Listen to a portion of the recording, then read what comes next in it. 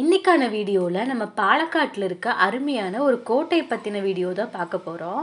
இந்த கோட்டை கருங்கற்களால் கட்டப்பட்டுள்ளது. இந்த கோட்டை முழுவதுமாக ஒரு தண்ணீரால் சூழப்பட்டுள்ள கோட்டை.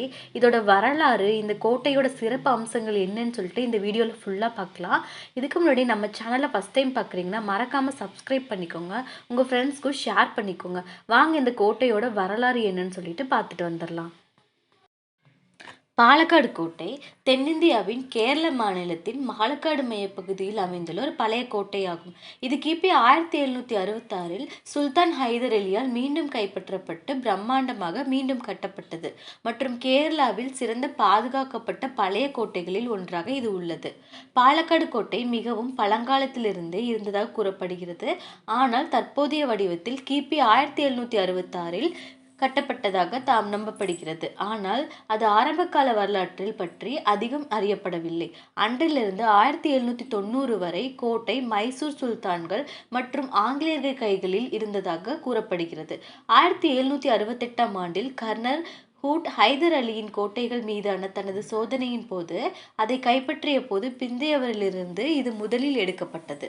ஆனால் சில மாதங்களுக்கு பிறகு அது ஹைதர் அலியால் மீண்டும் கைப்பற்றப்பட்டது. 19ஆம் நூற்றாண்டில் நடுப்பகுதி வரை கோட்டை தொடர்ந்து காவலில் வைக்கப்பட்டது. 1990களில் முற்பகுதிகளில் இது ஒரு தாலுகா அலுவலகமாக மாற்றப்பட்டுள்ளது என்று கூறப்படுகிறது. கோட்டைக்கும் பாலக்காடு டவுனுக்கும் இடையில் ஒரு பெரிய மைதானம் உள்ளது. இதை கோட்டை மைதானம் என்று அழைக்கப்படுகிறது. இந்த மைதானம் தற்போது கிரிக்கெட் போட்டிகள், கண்காட்சிகள் மற்றும் பொதுக்கூட்டங்கள் நடத்த பயன்படுத்தப்படுகிறது. தற்போது இந்த தொல்லியல் துறையின் பாதுகாப்பில் உள்ள ராப்படி என்ற திறந்தவெளி அரங்கமும் கோட்டையின் விசாலமான மைதானத்திற்குள் அமைந்துள்ளது. கூடுதலாக கோட்டையின் ஒரு பக்கத்தில் சிறுவர் பூங்கா உள்ளது. இந்த சிறுவர் பூங்கா வாடிகா என்று அழைக்கப்படுகிறது.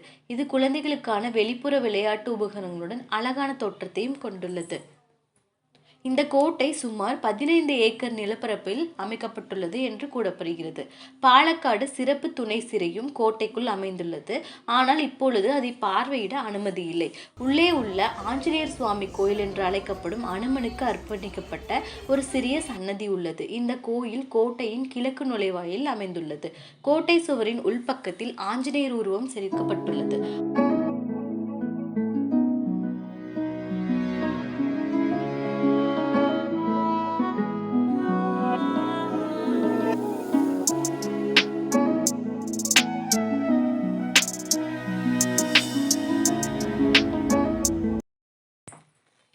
அரசர் காலத்தில் பணியாளர்களுக்காக கட்டப்பட்டுள்ள வீடுகள் 19ஆம் நூற்றாண்டில் பாலக்காடில் அரசு அலுவலகமாக செயல்பட்டு வந்தது.